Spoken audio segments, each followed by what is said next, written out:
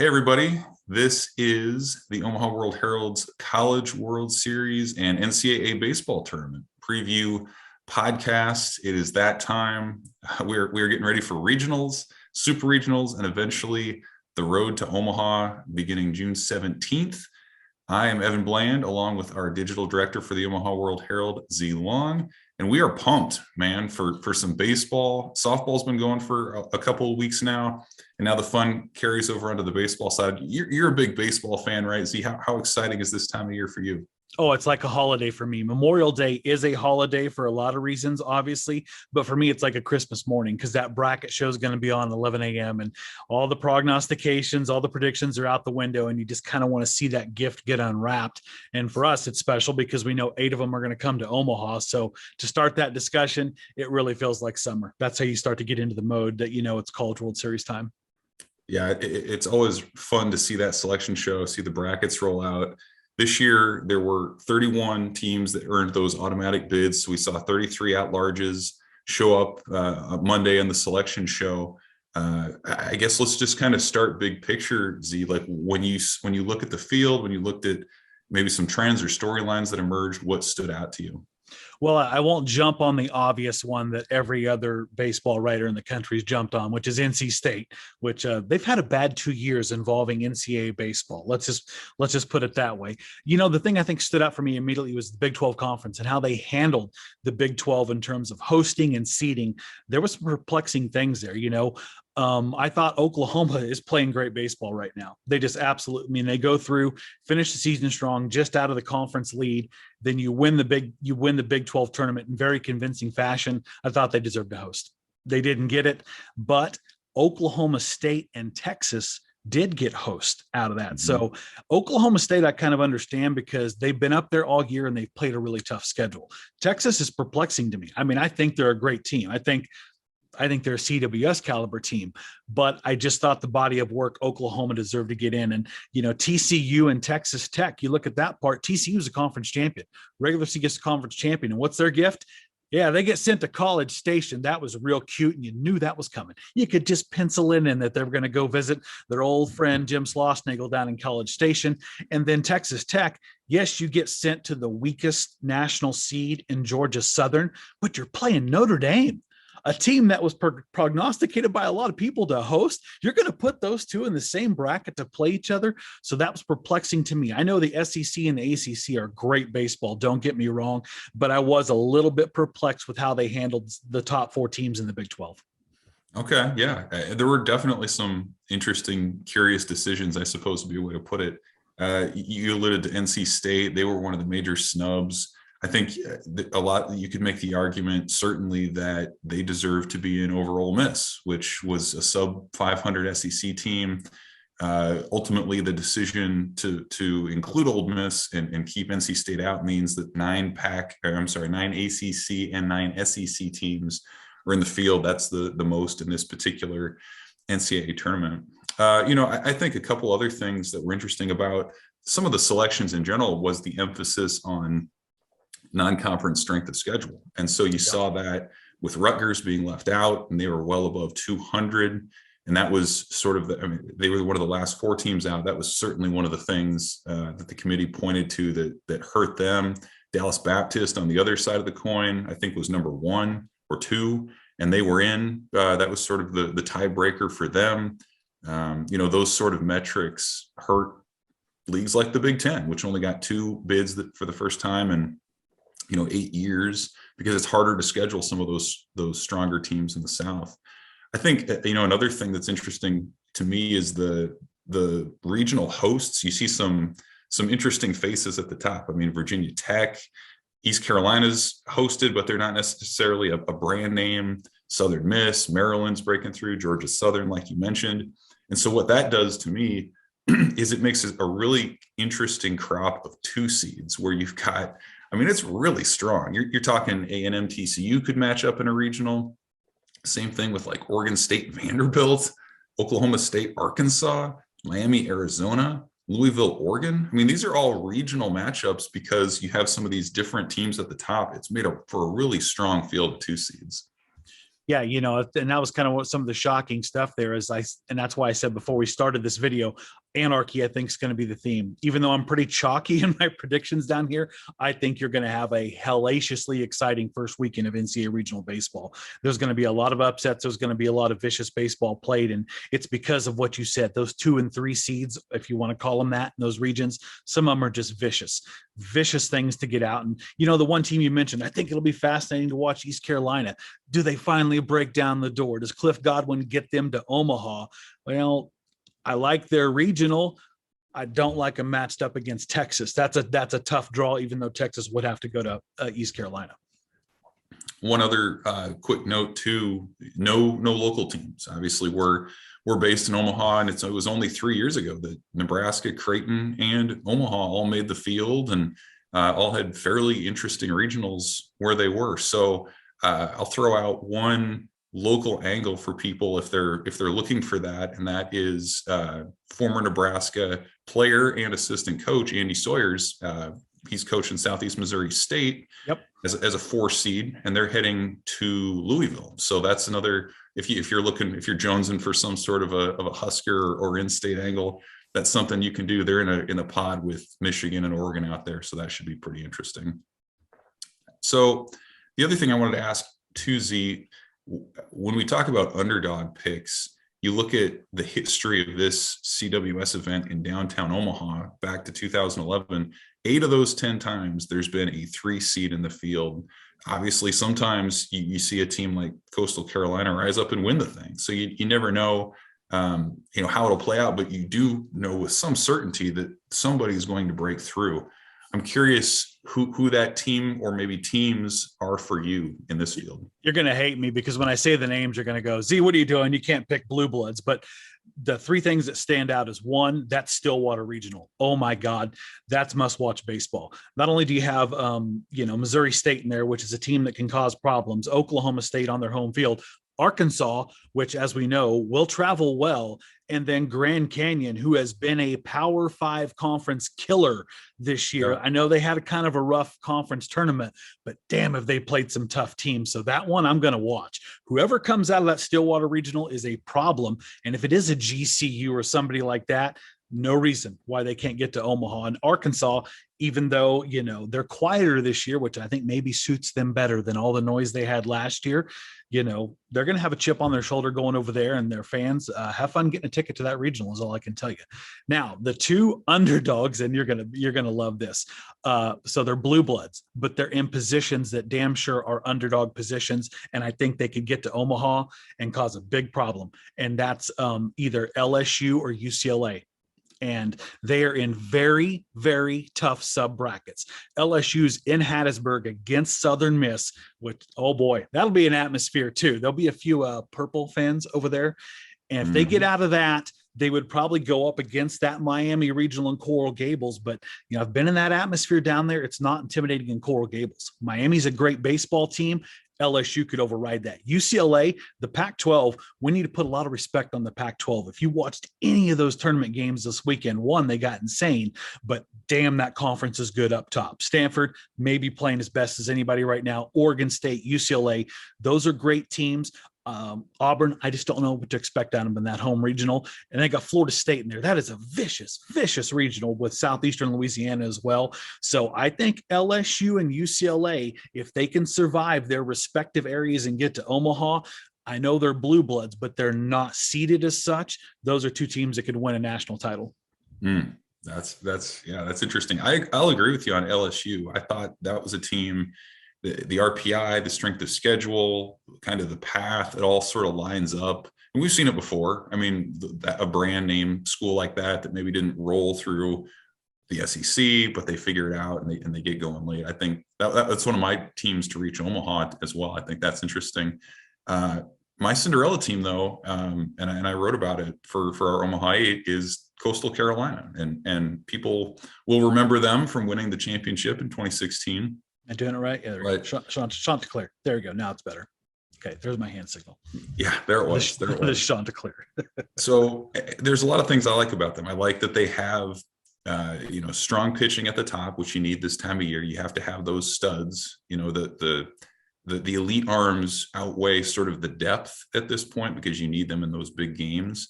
I like offenses that are versatile and how they can score. If you rely totally on the home run and you run into these elite postseason arms, that's not always going to work. You need to be able to sacrifice bunt. You need to be able to steal some bases, do some hitting and running. This is a team that can do that.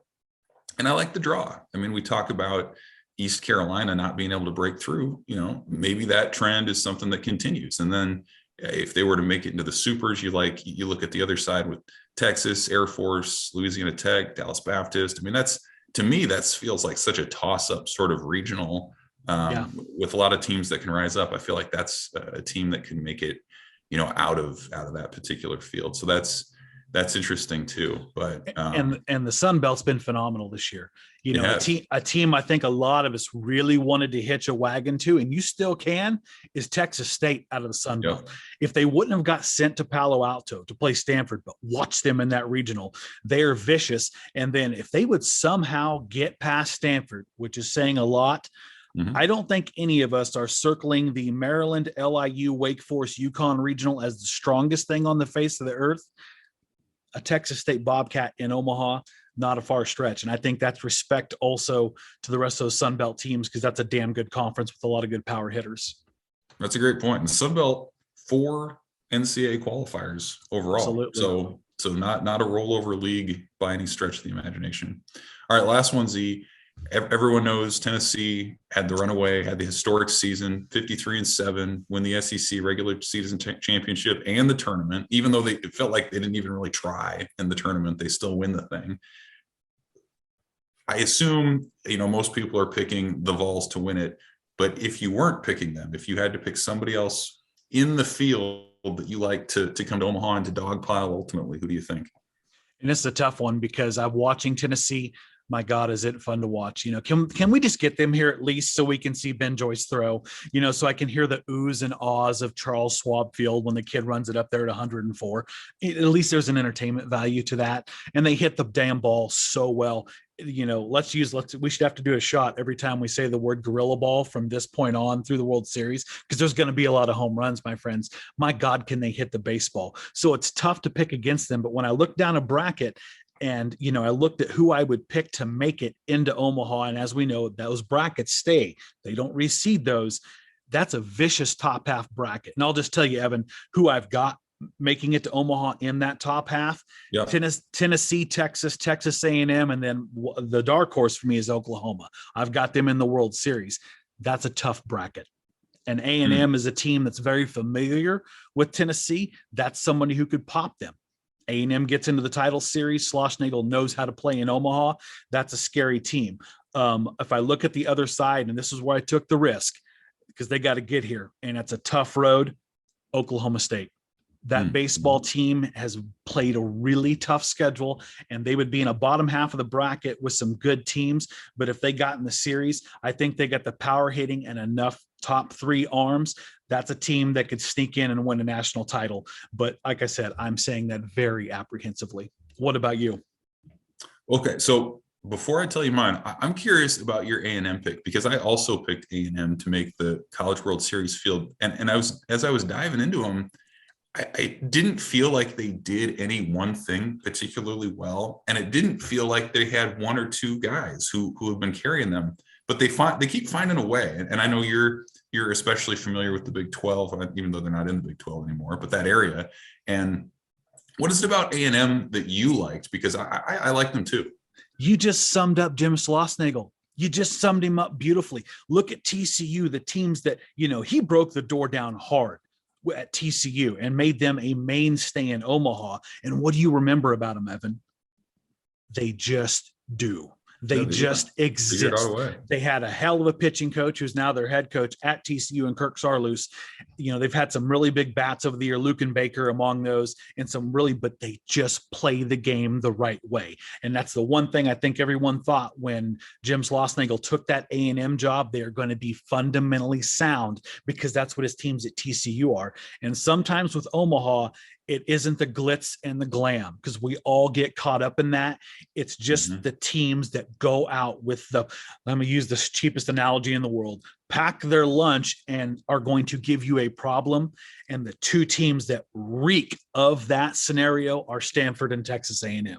They just do and exist. I think it is a stereotypical Jim Schlossnagle baseball team. And that's right. They don't have the sexy, they don't have the daddy hat and the fur coat and the 104 mile per hour, thrower.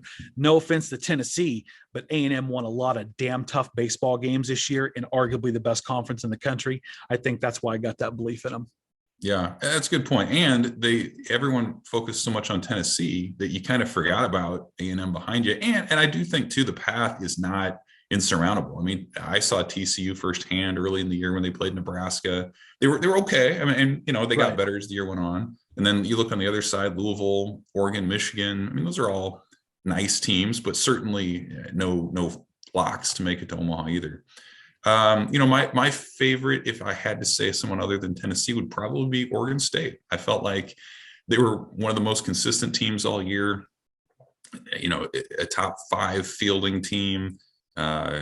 Strong pitching staff. Connor Jerpy, maybe the most dynamic starter in the country. That's somebody who, big games call for big pitchers in big moments, and that's a guy who's delivered more times than not. And again, it's one thing I always look for this time of year is a versatile offense. If you mashed all season, that's great, but you're probably not going to be doing that at the level you're accustomed to when the competition rises. So Oregon State, just like some of my other teams that I like, have found different ways to score. They're very versatile in the run production. So I like them. I do think they have one of the more difficult paths, especially for a national 3 seed when you're talking about Vanderbilt and then potentially Auburn or UCLA or Florida State. Like that's a tough road to hoe. Yes, but I think if they make it to Omaha and they can get through that kind of a field, man, they would have earned it and they'd be one of the favorites too. And I think one of the things I haven't heard a lot of people speak about is this: the Pac-12 played a baseball tournament this year. Yeah. I want to see how that impacts those teams because I respect the hell out of the top half of that league. I want to see how last week impacts them. They had to play in that postseason environment where you get stretched. You're not playing a 3-game series. You get into a 25-21 football score, Donnybrook, with a team, and then have to beat which Oregon State and UCLA did. I want to see how that impacts them this week. I think they might be a little more battle tested. So you watch all of them: UCLA, Arizona, Oregon State, Stanford. But I will not be surprised if we got a lot of Pac-12 banners in this stadium, in a few weeks in Omaha. It's always interesting coming off of the conference tournaments into the NCAAs because you kind of can get it both ways. Sometimes you have the teams that get hot and they carry that over. And then sometimes I think the teams that are maybe more the favorites, I'm thinking of a team like Maryland or a lot of the teams in the SEC, like you lose and you get ousted in the conference tournament and it's like, but really they're able to shake that off. And sometimes the teams that do win, like a Stanford, sometimes they invest so much emotionally in those moments that it's hard to get up again the next week. You see it in basketball all the time going into those NCAA tournaments. And so I wonder, which teams are able to maybe bounce back on the baseball side coming off those tournaments too. Yeah. And the hot ones, you look at the hot ones, and the one we haven't mentioned is, North Carolina. My God, they're playing as good a baseball. Them in Oklahoma, I think, are playing as well as you can coming off of a conference tournament, championship game win. So, but, UNC is also going to have to go through the winner of that bracket of death down there in Stillwater. But still, those are teams you got to watch because, last year, I'll give Evan Bland credit. He wasn't buying that Arkansas stock. He wasn't sitting there like drinking the Kool-Aid like all the rest of us were on that. And then once we saw him in person, I think we both started like, Evan did immediately. And then I was shortly after. It's like they're in trouble next week against NC State. And they were. So I think you're looking for those teams that had consistency, but also survived their conference tournament in decent shape. And UNC is one of those teams. Yeah, that's a great point. Well, here we go. I mean, it's regional start Friday through Monday if necessary. Then you've got your 16 super regional teams, and then that gets whittled down to 8. Again, the College World Series opening in Omaha June 17th through the 27th, depending on how the series plays out. We'll be there. We're excited. A lot of baseball to come. A lot of fun here the next couple of weeks. Hope everyone enjoys it. And any parting thoughts, Z, for the listeners? Tune in this week, man. Watch these teams get jazzed up for Omaha. I think there's going to be a lot of upsets. Remember, it's college baseball, my friends. Everyone's got a number one arm. anything can happen in those first round games. And I think that makes it one of the most exciting sports. So this week, between the double TVs of Women's College World Series and baseball regionals, I'm going to keep myself entertained. And I think, it's going to be a fun summer in Omaha. So go ahead and invest in the teams now, because it's going to be a heck of a lot more fun in the stands if you know these people. Yeah, that's a great point. The regional formats are super fun. So are the supers. And then, as we know, having not had the College World Series a couple of years ago, man, you miss it when it's not there. So enjoy it when it is. And we'll be back with plenty of coverage. Thanks for listening. Thanks for watching, and enjoy the baseball.